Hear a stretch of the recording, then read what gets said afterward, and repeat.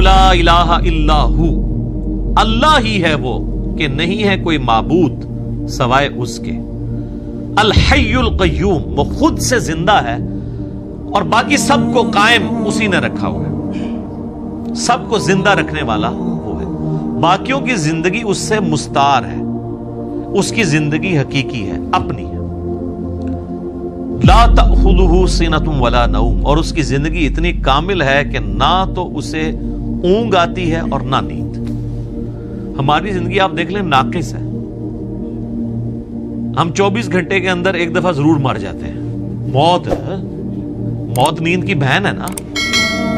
اسی لیے آپ دیکھیں آپ کو جو رات کو سونے کی دعا سکھائی گئی ہے صحیح بخاری میں، اللہم بسمک اموت و احیا، اور اللہم باسمک اموت و احیا، دونوں الفاظ درست ہیں، تیرے نام سے زندہ ہوتا ہوں اور مرتا ہوں۔ تو نیند بھی موت کی ایک فارم ہے۔ ہماری جو زندگی ہے وہ بھی ناقص ہے، ہم ڈیپینڈنٹ ہیں اللہ کے اوپر اس اعتبار سے کہ جب چاہے وہ سانس روک لے، اور اس اعتبار سے بھی کہ 24 گھنٹے میں ہمیں ایک دفعہ سونا ہی پڑتا ہے، ادروائز آپ اگلے 24 گھنٹے، دنیا کا ذہین ترین آدمی، دنیا کا طاقتور ترین آدمی کتنے گھنٹے جاگ سکتا ہے؟ یہ بزرگ جو جاگتے رہے ہیں نا 1-1 سال یا 2-2 سال، کہانیاں نے کوئی نہیں اٹھ جاگتے، جس کو ہے نا اس کو لے کے جاگ کے بتائے کوئی، اور کہتے ہیں جناب 3 سال تک کھایا پیا نہیں ہے۔ اس کے ساتھ اس کہانی کو کمپلیٹ کیا کریں، ساتھ یہ بھی کہا کریں کہ نہ کھادا پیتا نہ پیشاب کیتا، کیونکہ اگر کھایا پیا نہیں ہے تو پیشاب تو کھانے پینے کے ساتھ ہے نا، آپ کھانا پینا چھوڑ دیں پیشاب ختم ہو جائے گا۔ یہ ساتھ کیوں نہیں کہتے ہیں کہ 3 سال تک پیشاب بھی نہیں کیا، اور پھر اس طرح کا بندہ لے کے آنا ہے، اس کا جو ہم کریں گے نا وہ ہماری ویڈیوز میں ریکارڈ ہے۔ دوسرا ہے نیند نہیں آئے گی اور اس سے اونگ بھی نہیں آتی، یعنی اتنی کامل زندگی ہے کہ ایک لمحے کے لیے بھی جھٹکا نہیں آتا۔ لہو ما فی السماوات و ما فی الارض، اسی کے لیے ہے آسمانوں اور زمین کی بادشاہی۔ من ذا الذی یشفع عندہ الا باذنہ، کس کی جرأت ہے کہ اللہ کے حضور کسی کی شفاعت اور سفارش کر سکے سوائے اس کے اذن کے؟ ظاہر ہے کسی کی جرأت نہیں ہے۔ دنیا میں سفارش یہ ہوتی ہے کہ کسی شریف آدمی کو پکڑ کے پولیس لے گئی ہے تو ایک وہاں کا بڑا آدمی جا کے سفارش کرتا ہے کہ جی آپ کو غلط فہمی ہوئی ہے، میں اسے شروع سے جانتا ہوں، بڑا شریف آدمی ہے۔ اب اللہ کو اس طرح کی سفارش تو کوئی نہیں کر سکتا کہ یا اللہ آپ کو غلط فہمی ہوئی ہے، بندہ غلط پکڑ لیا آپ نے، نہیں، ایسے تو ہو ہی نہیں سکتا۔ اسی لیے اللہ نے کہا کہ اس کی جرأت ہے کہ مجھے کہے، مجھے سفارش کرے کسی کی، کہ میرے کہنا نہیں۔ تو اب آپ دیکھ لیں بابوں کے بارے میں وہ دھونس کے عقیدے جو رکھے ہوئے ہیں، اسی تو آپ کو قرآن نہیں پڑھنے دیتے، جس نے یہ آیت پڑھنی اس نے کہنا ہے کہ بابا کتوں آ گیا، اتنے کوئی بھی کھنگڑ نہیں دینا اللہ نے سوائے جس کو اذن دیا ہے محمد رسول اللہ صلی اللہ علیہ وآلہ وسلم، اور وہ بھی ایک پوری دردناک حدیث ہے بخاری مسلم میں، حدیث شفاعت، وہ یوٹیوب پہ میرا کلپ دیکھ لیں۔ یعلم ما بین ایدیہم وما خلفہم، وہ جانتا ہے جو ان سے پہلے ہو چکا، جو ان کے بعد ہونے والا ہے۔ یعنی اللہ تعالیٰ ہمارا جس کی سفارش تم میرے پاس لے کے آؤ گے نا، مجھے پتا ہے اس نے پہلے کیا کیا اور آندہ کیا کرنا ہے، مجھے بتا رہے ہو۔ اور ایک معنی یہ بھی ہے کہ جو سفارشی بھی ہے نا، اللہ تعالیٰ ان کو بھی جانتا ہے کہ ان کا علم پہلے کا کیا تھا اور بعد کا علم کیا ہے۔ اللہ تعالیٰ نے ہر ایک کو اپنے علم سے گھیرا ہوا ہے۔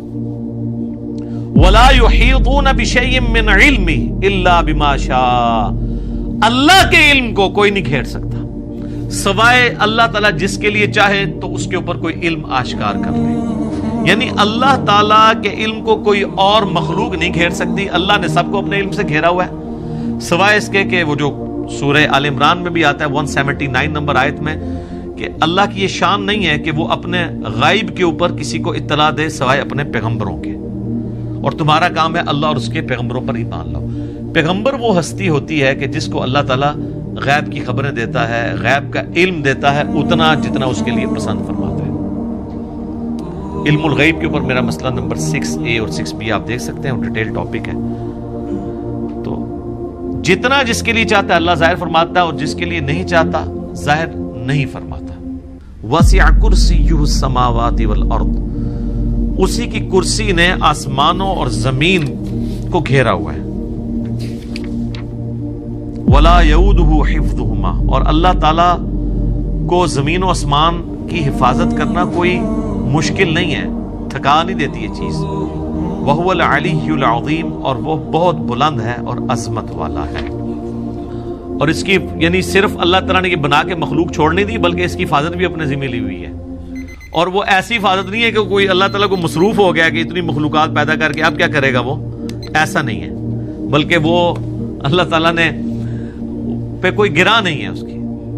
وہ تو سورۃ الانعام میں ہے کہ زمین کی گہرائیوں میں کوئی دانہ نہیں پھوٹتا, نہ زمین کے اوپر نہ سمندروں میں کوئی پتا بھی گرتا ہے مگر اس کے علم سے, اور اتنا کامل علم ہے کہ اللہ نے یہ سب کچھ ہونے سے پہلے لوح محفوظ میں لکھ لیا ہے. تو ایک ڈیٹیل ٹاپک ہے. وَهُوَ الْعَلِيُّ الْعَظِيمُ, اور وہ بلند ہے اور عظمت والا ہے. اب یہاں پہ ایک اللہ کا نام بھی آ گیا علی. علی یون تو مخلوق میں کسی کا نام ہو سکتا ہے, یہ ہے العلی. جب الف لام سے ہوگا تو دی علی خاص ہو جائے گا.